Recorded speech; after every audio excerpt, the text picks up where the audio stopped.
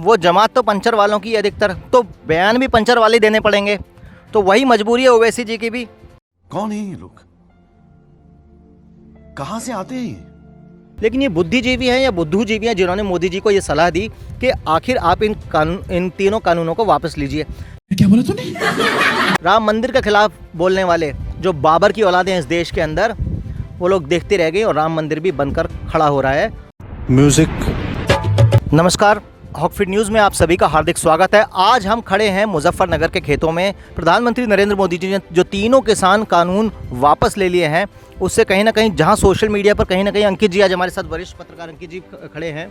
जी हाँ, आपको बता दें कि जैसा कि आप जानते हैं कि मोदी सरकार ने तीनों कृषि कानून वापस लेने का फैसला लिया है और इस फैसले के वापस लेने के तुरंत बाद AIMIM के प्रमुख ओवैसी ने अपनी जहरीली खेती नहीं, सिर्फ मज़हब की जहरीली खेती असद उद्दीन ओवैसी ने शुरू कर दी है। आपको बता दें कि ओवैसी ने अपने बयान में साफ तौर पर कहा है कि ना सिर्फ साफ तौर पर कहा है बल्कि खुलेआम मोदी सरकार को चेतावनी दी है कि CAA को अगर मोदी सरकार लाएगी तो दूसरा शाहीन बाग बना दिया जाएगा। यानी कि जिसका डर पूरे देश को सता रहा था, वही डर एक बार अब साफ तौर पर देखने को मिल रहा है। मेरे साथ हमारे सीनियर एडिटर मौजूद हैं जो इस बारे में आपको स्पष्ट रूप से बताएंगे कि असद उद्दीन ओवैसी के इस बयान के आखिर मायने क्या हैं।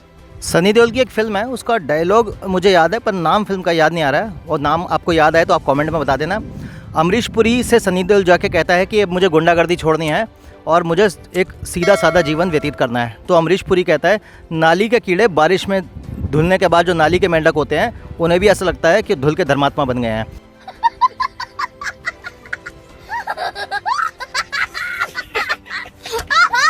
तो कुछ ना कुछ इसी तरीके की एक हरकत है। ओवैसी जैसे लोगों को लगता है कि किसान आंदोलन यदि मोदी सरकार ने वापस ले लिया तो शायद सरकार डर जाएगी और CAA, NPR और NRC को भी वापस ले लेगी। उनका ये सोचना कहीं ना कहीं इस समय जायज़ भी लग रहा है, क्योंकि जिस तरीके से सरकार ने किसान आंदोलन के आगे घुटने टेक दिए, 26 जनवरी जैसे मौके का फ़ायदा नहीं उठाया, क्योंकि उस समय पूरे देश का जो सेंटिमेंट था कहीं ना कहीं तथाकथित किसानों के खिलाफ हो चुका था, जो किसान आंदोलन के नाम पर देश में अराजकता भड़काकर लाल किले के ऊपर एक मजहबी झंडा उन्होंने लहरा दिया। तो उसके बाद वो सही समय था, उन्माद का मौसम था। उस समय अगर तोड़ाई हो जाती ऐसे लोगों की जिन्होंने ये गलत हरकत करी थी, देश का झंडा वहाँ से हटाकर, तो उसी समय इस आंदोलन को दबा देना चाहिए था, कुचल देना चाहिए था। लेकिन सरकार उस समय मूक और बधिर बनी बैठी रही और आज उसी के कारण सोशल मीडिया पर भारतीय जनता पार्टी के जो तमाम समर्थक रहे हैं, वो कहीं ना कहीं अपने आप को ठगा हुआ सा महसूस कर रहे हैं और इस समय पार्टी को जमकर कोसने से पीछे नहीं हट रहे हैं। हालांकि कुछ ऐसे भी अंधभक्त हैं जो इस समय भी भारतीय जनता पार्टी के बारे में इस विषय पर या तो बोल ही नहीं रहे हैं और अभी भी नेहरू खानदान के बारे में बोल रहे हैं। जैसे आंदोलन भी तीनों किसान कानून भी वापस करे हों, तो इसमें भी नेहरू जी की गलती है। बहरहाल मोदी जी को हमारा अनकंडीशनल सपोर्ट है, लेकिन कहीं ना कहीं एक बात आप जानते हैं, भारतीय जनता पार्टी के जो सपोर्टर हैं आमतौर पर वो पॉलिसी के आधार पर, डिसीजंस के आधार पर, मुद्दों के आधार पर पार्टी को सपोर्ट करते हैं। वो सिर्फ इसलिए सपोर्ट नहीं करते कि हाँ जी ये भारतीय जनता पार्टी है। समझ रहे हैं मेरी बात को? तो कहने का अर्थ यही है कि इस समय अगर ओवैसी ऐसी बात बोल रहे हैं तो उनकी ऐसी सोच को इस समय बल दे रही है सरकार ये चीज़ करके, और ये अत्यंत गलत है। हम भी 370 सरकार ने हटाया, राम मंदिर बनाया। दोस्तों, आज तक हिंदुस्तान में राम मंदिर की केवल बात होती थी, लेकिन आज राम मंदिर बनकर तैयार हो रहा है। ये केवल नरेंद्र मोदी जी के कारण संभव हो पाया है। लेकिन जो बात गलत है वो गलत है और जो बात सही है वो सही है। 370 सरकार ने हटाया, 35 से सरकार ने हटाया। हम लोगों ने, अंकित जी आपने भी इस अपने चैनल पर काफ़ी इस बात की तारीफ़ करी थी और आपकी बहुत सारी वीडियोज़ इस विषय पर वायरल भी हुई थी उस समय। लेकिन बात यहाँ पर यह आती है कि तीनों किसान कानूनों को वापस लेकर सरकार एक बहुत ही कमज़ोरी भरा संदेश दे रही है, जो कि कहीं ना कहीं सोशल मीडिया पर, जो आप ये बात भली भांति जानते हैं अंकित जी, कि नरेंद्र मोदी जी को प्रधानमंत्री बनाने में सोशल मीडिया का एक अपने आप में बहुत बड़ा हाथ रहा है। ऐसे में वही सोशल मीडिया समर्थक जो कहीं ना कहीं भारतीय जनता पार्टी की रीढ़ कह सकते हैं, बैकबोन कह सकते हैं, तो वही जो मेरुदंड है भारतीय जनता पार्टी का, उसी मेरुदंड पर ही भारतीय जनता पार्टी ने जाने अनजाने में प्रहार कर दिया है। मैं समझता हूँ कहीं ना कहीं एक, अभी कल मेरी बात हो रही थी एक भारतीय जनता पार्टी के कार्यकर्ता से, उनका ये कहना था कि लगता है कहीं ना कहीं मोदी जी की जो लोग उनको कंसल्टिंग देते हैं, जो उनकी कंसल्टिंग कंपनी है, देखिए सभी पॉलिटिकल पार्टीज़ को कुछ ना कुछ ऐसे कंसल्टिंग कंपनीज़ के साथ कॉन्ट्रैक्ट करके रखना पड़ता है, जो उनको मैनेजमेंट के ऊपर एक पूरे देश भी एक अपने आप में एक जैसे कहते हैं कि एक बहुत बड़ा एंटरप्राइज़ है, देश की इकोनॉमी होती है, तो उनके ऊपर एडवाइस करते हैं। एक पैनल होता है पढ़े लिखे लोगों का, इसमें कोई गलत बात नहीं है, बहुत अच्छी बात है, क्योंकि नेता आमतौर पर इतने पढ़े लिखे नहीं होते हैं। तो अच्छी बात है कि आप बुद्धिजीवियों की राय लें, लेकिन ये बुद्धिजीवी हैं या बुद्धूजीवी हैं जिन्होंने मोदी जी को ये सलाह दी कि आखिर आप इन तीनों कानूनों को वापस लीजिए, क्योंकि ये राष्ट्रहित के नाम पे जो गोबर परोसा जा रहा है। एक बात बताइए, जब तीनों किसान कानून इंट्रोड्यूस करे गए थे तब वो तीनों किसान कानून ये बताया गया कि ये राष्ट्रहित में पास करे गए हैं। अब ये जो किसान कानून हटाए गए हैं ये भी राष्ट्रहित में हटाए गए हैं, तो दोनों में से कौन सी बात राष्ट्रहित में थी, ये बात समझना थोड़ा सा मुश्किल हो गया है। तो ये राष्ट्रहित का जो चूर्ण है ये चटाया जा रहा है, बहुत हो चुका है। वैसे ये डायलॉग मैंने अजीत भारती जी से कॉपी किया है। मुद्दा आता है असदुद्दीन ओवैसी का ये कहना, तो देखो बेटा, आप जो चाहे कर लो और जो चाहे हिला लो, CAA भी वापस नहीं होगा, NRC भी वापस नहीं होगा, NPR भी वापस नहीं होगा, क्योंकि आपने जो बात कही है कि मजहब के आधार पर आप देश में कानून नहीं बना सकते। जब एक बात बताइए मुझे, दोस्तों कमेंट में आप मुझे इस बात का जवाब दीजिए कि जब मजहब के आधार पर, धर्म के आधार पर नहीं, इस बात को ध्यान रखिए, धर्म के आधार पर कभी बंटवारा नहीं हुआ, धर्म बांटता नहीं, धर्म जोड़ता है। मजहब के आधार पर इस देश में, इस देश का बंटवारा हो गया, इस देश के 3 टुकड़े हुए, पूर्वी पाकिस्तान बना, पश्चिमी पाकिस्तान बना और एक हमारा भारत रह गया, जो भारत हमारा आज का है। तो जब देश के इतने टुकड़े हो सकते हैं मजहब के आधार पे, तो मजहब के आधार पर कानून क्यों नहीं बन सकता।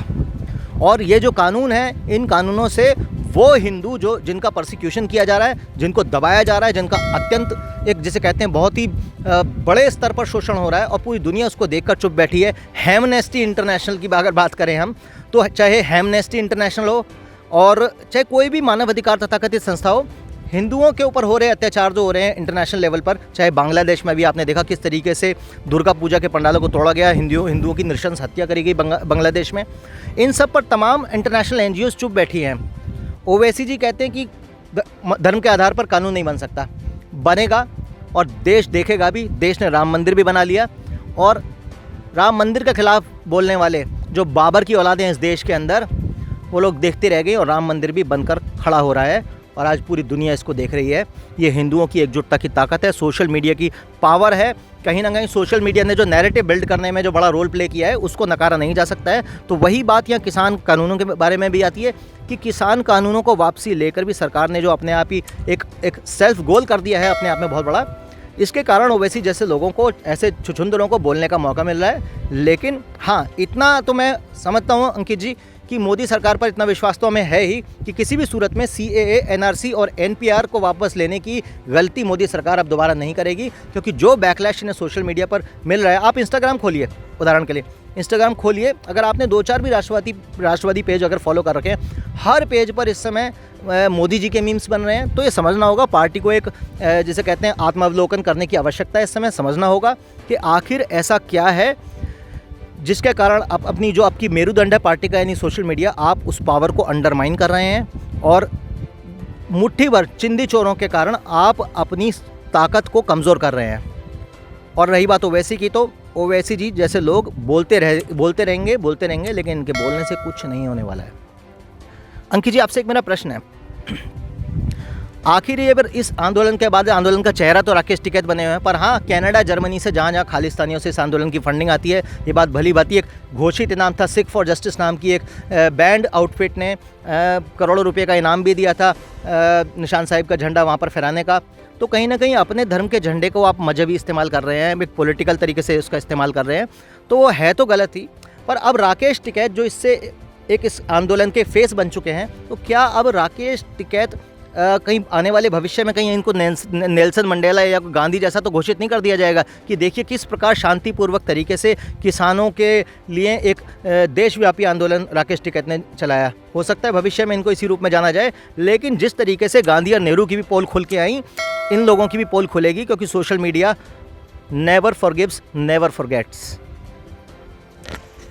जी हाँ, जहाँ तक ये बात की गई है कि असदुद्दीन ओवैसी और राकेश टिकैत की, इसके बारे में मैं आपको बता दूं कि ये एक प्रोपेगेंडा चलाया जा रहा है। एक सोची समझी साजिश के तहत एक स्क्रिप्ट लिखी जा चुकी है और इस स्क्रिप्ट का मुख्य सिद्धांत यही है कि हिंदुस्तान की आवाज़ को, हिंदुस्तान की आन बान शान को झुका दिया जाए, लेकिन ऐसा करने में ये कभी भी सक्षम नहीं हो सकते। जहाँ तक असदुद्दीन ओवैसी ने CAA, NRC और NPR वापस लेने की बात की है तो इसमें स्पष्ट रूप से यही स्थिति स्पष्ट हो जाती है कि अभी तक ये इम्प्लीमेंट नहीं हुआ है। इम्प्लीमेंट होने से पहले ही इनकी सिट्टी बिट्टी गुल हुई पड़ी है। यानी कि कहने का मतलब ये है कि ये कानून ऐसा है, हालांकि इस कानून को लेकर जो ये विशेष धर्म जो है ये खुद अभी इतने ज़्यादा कन्फ्यूज़न में है कि इन्हें पता ही नहीं है कि इन तीनों कानूनों में आखिर डिफरेंस क्या है। आपको बता दें कि ज़्यादातर जो मुसलमान हैं उन मुसलमानों की सोच ये है कि इस कानून के तहत हिंदुस्तान के जितने भी मुसलमान हैं उन सब की नागरिकता छीन ली जाएगी, लेकिन ऐसा इस कानून में कहीं पर भी दूर दूर तक नहीं लिखा है। ज़्यादातर जितने भी मुसलमान हैं 90% मुसलमान इस अफवाह में जी रहे हैं कि हम तो भैया गए भारत से, लेकिन ऐसा नहीं है। ये कानून नागरिकता देने के लिए बनाया गया है, ना कि नागरिकता छीनने के लिए। और इस असदुद्दीन ओवैसी तो बहुत पढ़े लिखे नेताओं में से एक माने जाते हैं। अगर मैं मुस्लिम लीडर की बात करूं तो सबसे पढ़े लिखे नेता असदुद्दीन ओवैसी हैं, लेकिन इसके बावजूद ऐसे अनपढ़ गवारों वाली भाषा उन्हें बिल्कुल शोभा नहीं देती। लेकिन ये इसी भाषा के लिए जाने जाते हैं और इसी भाषा का खामियाजा इन्हें हमेशा भुगतना पड़ता है। आज जो प्रोपेगेंडा की बात मैंने बिल्कुल शुरू में की, वो प्रोपेगेंडा ये है कि पहले अब कृषि कानून मोदी सरकार ने वापस ले लिया, अब इनका प्रोपेगेंडा ये है कि CAA वापस लिया जाए, उसके बाद 370 को भी जम्मू कश्मीर में दोबारा लगा दिया जाए। लेकिन इनके जितने भी अरमान हैं, जितने भी इनके उसूल हैं, वो कभी भी पूरे नहीं हो पाएंगे। उनके अरमानों पर पानी फिर चुका है। ये जहाँ तक कृषि कानून को वापस लेने की बात की गई है, इसमें कहीं ना कहीं ये मोदी सरकार ने या तो बहुत देरी कर दी, या तो ये वापस लेना ही नहीं चाहिए था। अगर लेना था तो उसी वक्त पर मोदी सरकार को ये कानून वापस लेना था। मोदी सरकार पहले कृषि कानून के फ़ायदे बता रही थी कि कृषि कानून से ये फ़ायदा होगा, कृषि कानून से वो फ़ायदा होगा, लेकिन हालात अब ऐसे बदल गए कि कृषि कानून को हटाने के फ़ायदे मोदी सरकार बता रही है। तो कहीं ना कहीं एक कानून पर मोदी सरकार झुकी है, लेकिन इसका कतई ये मतलब नहीं है कि जितनी भी हिंदुस्तान में नफ़रत भरी आवाज़ है, वो नफ़रत भरी आवाज़ मोदी सरकार को ना अभी तक दबा पाई है और ना भविष्य में दबा पाएंगी। यही कहना चाहूँगा कि हैदराबाद का एक चपड़गंजू बैरिस्टर भी बन जाए लंदन में पढ़ के, लेकिन जिस जमात को वो प्रतिनिधित्व करते हैं वो जमात तो पंचर वालों की अधिकतर, तो बयान भी पंचर वाले देने पड़ेंगे। तो वही मजबूरी है ओवैसी जी की भी। ये तो आने वाला वक्त बताएगा कि CAA लागू होगा या नहीं, लेकिन एक बात तय है, इन जैसे लोगों की आवाज़ के हिसाब से देश नहीं चलने वाला है, क्योंकि ये लोग देश का प्रतिनिधित्व नहीं करते हैं, ये केवल देश में बर्बादी का प्रतिनिधित्व करते हैं। हमारा आज का कार्यक्रम आपको कैसा लगा हमें ज़रूर बताइए कमेंट में ये भी बताइए कि आखिर इन तीनों कानूनों के वापस हटने के बाद आपको कैसा महसूस हो रहा है, ताकि देश की सरकार तक ये बात पहुँचे और वो समझे कि सरकार के द्वारा लिया गया ज़रूरी नहीं कि हर फैसला ठीक हो। कई बार सड़क पे चलते हुए लोग भी सरकार से बेहतर सोच और समझ रखते हैं। अभी के लिए केवल इतना ही। जय हिंद, जय भारत, नमस्कार। और जी हाँ, चैनल को सब्सक्राइब करके बेल आइकन दबाना बिल्कुल ना भूलें। धन्यवाद।